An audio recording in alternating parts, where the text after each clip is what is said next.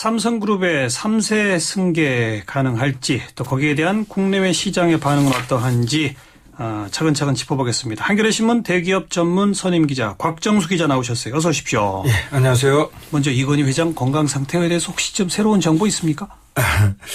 참 죄송스러운 말씀이기도 한데 솔직히 저희 취재하는 기자들 입장에서도 정확한 사실은 잘 모른다고 하는 게 솔직한 얘기일 것 같아요. 네. 왜냐하면 지금 이건희 회장이 쓰러진 지 지금 이제 20일째 되거든요. 11일 날 그렇죠. 쓰러졌으니까. 예. 근데 그동안 이 회장 용태에 대해서는 삼성 쪽 발표에 사실 전적으로 의존하고 있습니다. 지난 18일에 이제 일부 언론에서 이건희 회장의 이제 사망 보도가 있었는데. 그건 아니죠. 예, 삼성이 이제 바로 부인을 했고요. 그리고 그 다음날 상태가 호전돼서 일반 병실로 옮겼다는 이제 자료를 냈고 또 지난 25일 날에는 삼성 라이온즈의 이승엽 선수가 홈런을 치는 순간 눈을 번쩍 떴다는 반응을 했다. 예, 자료를 내서 약간 좀 황당하기도 하지만 어쨌거나 언론들이 이제 그걸 보도를 했는데 언론으로서는 참 어려운 점이 이 병원의 외부인의 접근이 일체 안 돼요. 안 되죠. 네. 예. 그래서 정작 기자들이 눈으로 확인 바가 없거든요. 알겠습니다. 그러니까 곽 기자님도 우리랑 똑같군요. 지금 보도된 것만 알고 계시군요. 그러다 보니까 예기치 않은 사고도 있었어요. 무슨 사고요? 한 언론이 이건희 회장의 정확한 상태를 확인하기 위해서 삼성병원에 몰래 들어갔다가 그래요? 네. 그래서 이제 병원에 보면 이렇게 환자들 확인할 수 있는 그런 PC들이 있고 컴퓨터들이 있잖아요. 간호사들 앞에 있는 그런 컴퓨터. 그런 거였던 것 같아요. 그거를 살피다가 들켰다고 그런 일이 있었답니다. 그래요. 아무튼 지금 삼성 측에서도 철통 보안을 더 지키고 있을 것이고 어쨌든 그런 상황인데 그렇다면 지금 상당히 장기화되고 있어서 벌써 20일이 넘었고 만약 의식을 되찾고 정상적인 상태로 회복됐다면 삼성이 그걸 발표 안 할 리는 없는 거 아닙니까? 그렇죠. 예. 상식적으로는 그렇죠. 그렇다면 이제 20일째 아직도 아무튼 정확한 의식을 되찾지는 못하고 있다. 이건 맞는 거 아닌가요? 그렇습니다. 예.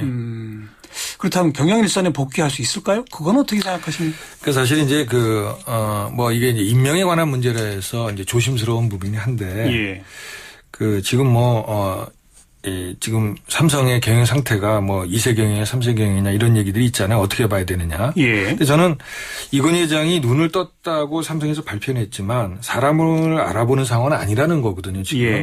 그래서 저는 이제 사람에 대해서 이제 생명을 어떻게 보느냐에 따라 이제 의학적인 거, 법률적인 거 여러 가지 있을 수 있겠지만 일단 저는 이제 경제적인 측면에서만 보면 설령 이건희 회장이 자리에서 일어나더라도 경영 복귀는 어렵다고 보는 게 이제 타당할 것 같아요.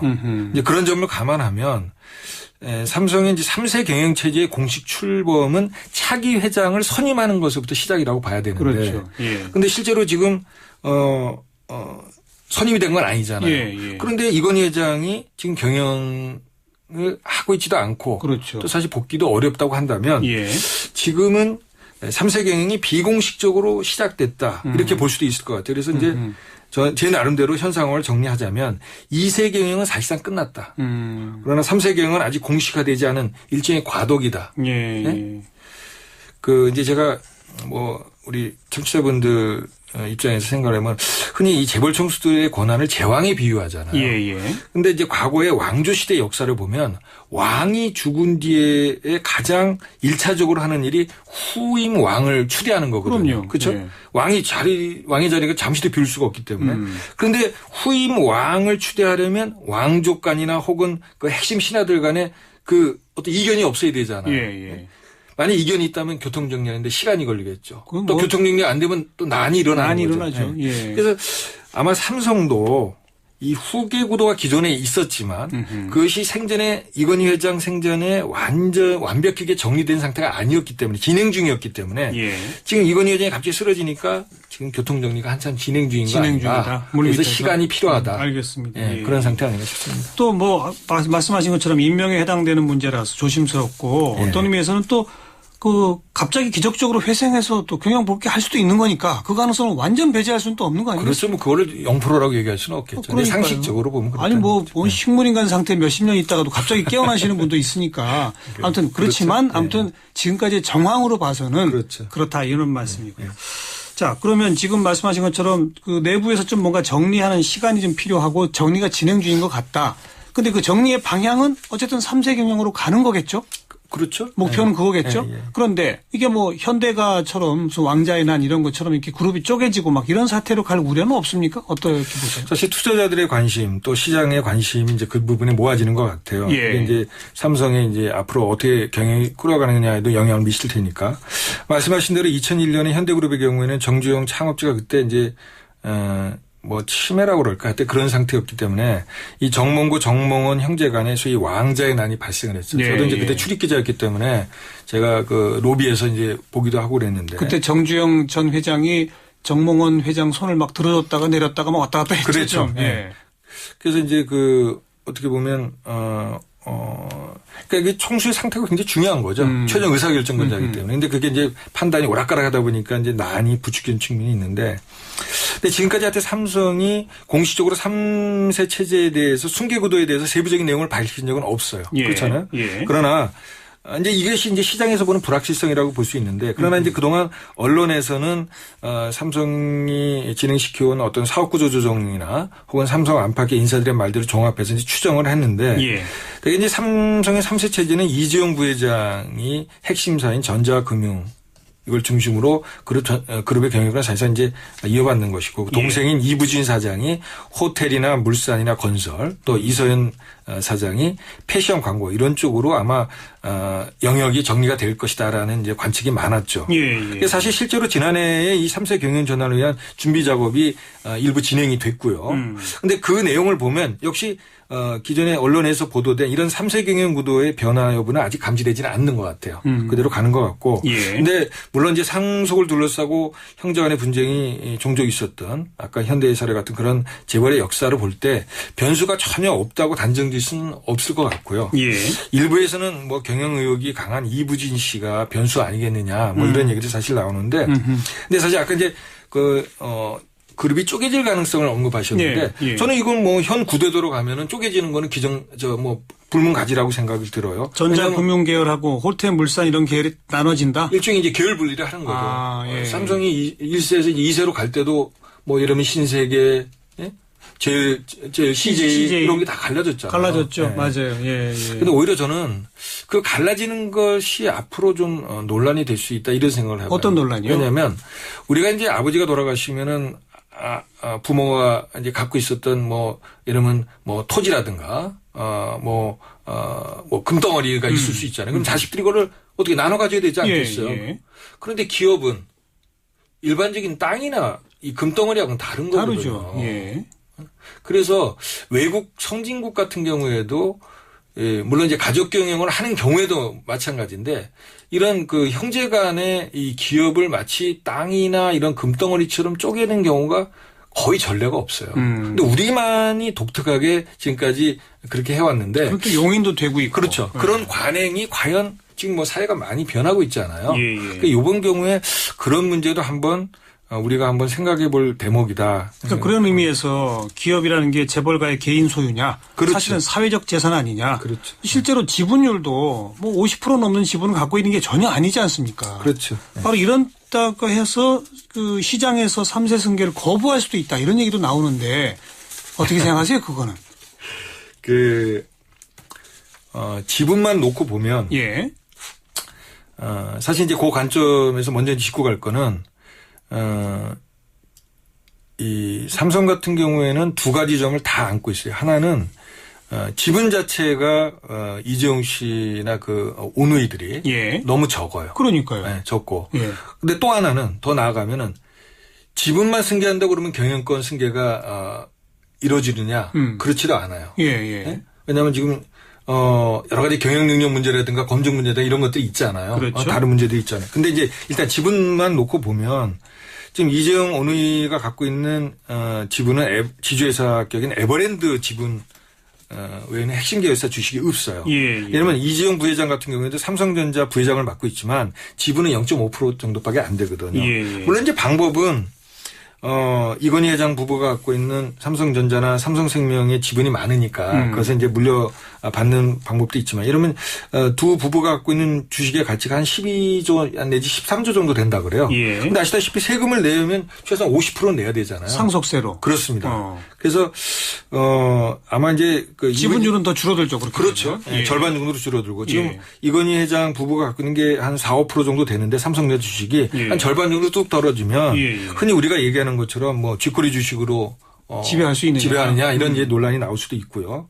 그래서 아마 삼성에서는 이제 그런 것들을 타개하기엔 여러 가지 방법을 생각할 텐데 이런 지주회사 전환 같은 방법이 있어요. 예. 근데 분명한 거는 과거처럼 주식을 싼 값에 뭐 넘겨받거나 혹은 세금을 안 내든가 하는 식의 불법 편법이 더 이상 불가능한 시대가 됐거든요. 예. 예. 그래서 이게 쉽지는 않을 거예요. 예. 네. 쉽지는 않다. 네, 그렇다면 그게, 예. 3세 승계의 지금 걸림돌로 첫 번째 우선 그 얼마 안 되는 지분율 이런 걸 얘기하셨단 말이에요. 또 어떤 걸림돌들이 있을까요? 근데 아까 제가 말씀드린 것처럼 지분뿐만이 아니라 그러니까 지분만 승계했다고 3세 승계 문제가 해결되지 않는다는 얘기를 삼성을 두고서는 얘기가 나오고 있고 예. 삼성 안에서도 그걸 인정해. 이게 무슨 얘기냐면 그동안 최근에 삼성에서 백혈병 문제에 대해서 사과를 하고 예. 그다음에 보상을 하고 또 재발 방지 대책을 마련하겠다고 전격적으로 발표를 했잖아요. 자세 변화죠. 네. 근데 백혈병 건은 2007년에 발생했어요. 지난 예. 7년간 삼성은 그걸 버텼거든요. 인정할 수 없다 책임을. 근데 왜 그랬느냐. 3대 승계를 앞두고 3대 승계에 부담이 되는 사회적인 문제들을 빨리 해결해야 될 과제가 떨어진 거예요. 그래서 해결했다? 네. 예. 저는 그래서 지금 삼성 상황이 뭐냐면 그동안 밀린 숙제 하느라 정신이 없는 거예요. 네, 네. 그동안 계속 버텨왔거든요. 예. 근데 저는 계속 사회적 지탄을 덜 받으려고. 왜냐하면 지금 지분 문제가 있는데 이런 여러 가지 알겠습니다. 것들이 있으면 예. 점점점 어려워지겠죠. 그럼 문호조 경영 원칙 이것도 바뀝니까? 이제 그게 이제 관건인데 예. 아시다시피 삼성은 그동안 창업제 경영 철학을 내세워서 70년 동안 문호조 경영을 고수해 왔잖아요. 예. 근데 이걸 포기하는 것은 결코 간단치가 않죠. 하지만 노조라는 게 헌법에 보장된 노동자들의 권리잖아요. 노동상권에 있는 거고. 예. 그러다 보니까 사회적 기반을 계속 받아왔고 더더욱이나 지금 기업의 사회적 책임이 일종의 글로벌 스탠다드로 강조되고 있잖아요. 그럼요. 그래서 삼성은 당장은 백혈병건처럼 당장 문호조 경영을 포기 선언을 하겠다는 그런 얘기는 안 하는데 저는 삼성의 가능성 분명히 있다고 변화 가능성이 있다고 봅니다. 예. 왜냐하면 삼성도 비공식적 그런 얘기를 해요. 지금 사회적 여건이 옛날하고 많이 변했다. 왜냐하면 복수노조나 이런 것들이 허용되기 때문에 예. 법적으로는 막을래야 막을 수가 없어요. 그러면 또 무리를 해야 돼. 막으려면. 그동안에 이른바 어영노조 같은 걸 그렇죠. 만들어놨다면 이제는 안 되는 거죠. 이제 뭐 막을 수가 없으니까. 예. 그래서 이제 물론 이제 이를 액면 그대로 듣는 건 또 조심해야 되지만 저는 그 변화 가능성은 분명히 열려 있고 최근에 눈여겨볼 일도 있었어요. 만약 지난 28일 날 지금 서울 서초동의 그 삼성 본관 앞은 거의 전쟁 상태였어요. 최근 한 일주일 동안. 예. 뭐냐면 삼성전자 서비스 그 노조가 삼성에게 자기 노조 인정해달라고 거기서 소위 철야 농성을 했거든요. 예. 그런데 그걸 계속 삼성에서 아무 반응을 보이지 않다가 지난 28일 날 그 경총을 통해서 물론 직접 한 건 아니지만 경총을 대리로 해서 그 소위 단체 협상을 시작을 했어요. 이것도 중요한 진전이거든요. 변화네요, 사실은. 그것도. 그렇죠. 네. 물론 이제 삼성은 이제 거기다가 이제 경총이라는 걸 앞세웠지만 저도 그런 변화들이 저는 의미가 있다고 보는 것이죠. 예. 그렇다면 이건희 회장이 병원에 입원한 후에 우리 증권 시장의 변화 동향, 외국인 투자자들은 어떤 시각을 보이고 있는지 그거 좀 정리해 주세요. 삼성전자 주식이 오히려 올랐지 않습니까? 그렇습니다. 그거 어떻게 해석해야 되는 겁니까? 저도 처음에 좀 의아했는데 지금 이건희 회장이 쓰러진 이후에 미국의 뭐 포브스라든가 뉴욕타임즈, 영국의 파이낸셜 타임즈 같은 이런 세계 유수 언론들이 삼성 관련 그 기사들 이제 집중적으로 쓰고 굉장히 관심을 갖고 있어요. 예. 그런데 지금 이제 이들의 관심은 이제 당장의 어떤 승계 부분보다도 승계 이후에 삼성의 경우에 어떻게 될 것인지 궁극적으로는 초점이 모아지고 있는데 일단 외관적으로만 보면은 좀 엇갈리는 것 같아요. 지금 삼성도 사실은 그동안 절대적인 비중을 차지했던 스마트폰 쪽에서 뭐 중국의 추격이라든가 또 시장 전체가 포화됐다든가 이런 어떤 그 위험 요인들에 대해서 얘기가 제기가 됐었고 또 삼성의 차세대 이 성장 사업의 확보가 여전히 불확실하다는 그런 저기도 있었는데 예를 들면 포브스 같은 경우에 스티브 잡스 이후에 애플처럼 이게 쉽지 않을 거다. 안 좋아질 것이다. 우려 섞인 얘기를 하고 있고 반면에 뉴욕타임스 같은 경우는 애플 정도까지는 아니다. 그런데 최근에는 삼성전자의 주가가 시장에서 많이 오른 건 뭐냐. 그거는 좀 복잡한 얘기긴 하지만 쉽게 얘기하면 이재용 씨가 만약에 삼성전자의 경영을 승계하게 되면 아버지인 이건희 회장 때보다는 투자자들을 보다 위하는 쪽으로 배당 정책을 쓸 가능성이 높다고 보는 거예요. 주주 논치를 더 많이 볼 거다. 쉽게 그렇죠. 말하면. 그래서 배당을 많이 할 거라고 보는 거예요. 그래서 지금 우선주들이 집중적으로 뛰고 있어요. 그게 의결권은 없지만 배당을 많이 받거든요. 그렇죠. 그러니까 어떻게 보면 역으로 얘기하면 3세 체제의 취약성이 오히려 투자자들한테는 이익을 더 많이 취할 수 있는 쪽으로. 삼성전자 전체 주식에 지금도 한 3분의 2 가량이 외국인 지분 아닌가요? 절반 이상. 근데 그게 뭐 오르락내리락 하는데 대략 뭐 절반 정도라고 보면 되는 거예요. 그렇게 따지면 사실은 이재용 부회장이 됐건 누가 됐건 경영권을 준다 하더라도 제대로 못하면 언제든지 바뀔 수 있는 거잖아요, 사실. 지분 구조로만 본다면.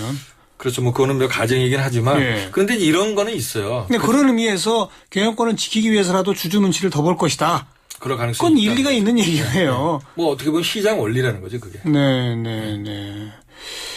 결국은 이 적은 지분으로라도 경영권을 지키기 위해서는 제대로 된 경영을 하는 수밖에 없는 거네요. 그렇죠. 그럼 기본적인 거는 삼성의 실적을 계속 유지하는 게 관건이에요. 사실. 그러니까요. 그건 뭐 기본 전제가 되는 거죠. 그게 만약 안 된다면 주주들의 마음이 떠날 테니까요. 물론이죠. 그래서 이제 이재용 씨나 그런 3세들의 경영 역량 문제가 관심사가 되는 이유이기도 하죠. 그 경영 역량이 좀 나쁜 평가를 만약 받게 된다면 그다음에 삼성의 미래는 그럼 어떻게 되는 겁니까? 그건 참 예측하기 어렵습니까?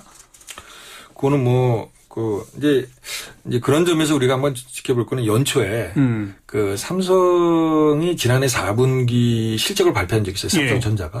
그런데 그게 그 이전보다 실적이 안 좋았어요. 그러다 보니까 전체 주가가 한번 급락을 한 적이 있습니다. 맞아요. 그래서 그때 삼성의 우리 경제에서 차지하는 어떤 비중, 소위 우리가 말하는 경제력 집중의 문제, 경제의 쏠림의 문제가 한국 경제 전체의 리스크, 위험 요인이 될 거라는 그런 이슈가 그때 집중적으로 제기가 됐었거든요. 이게 저는 이제 하나의 이제 잘 봐야 되는 문제라고 보는 거죠.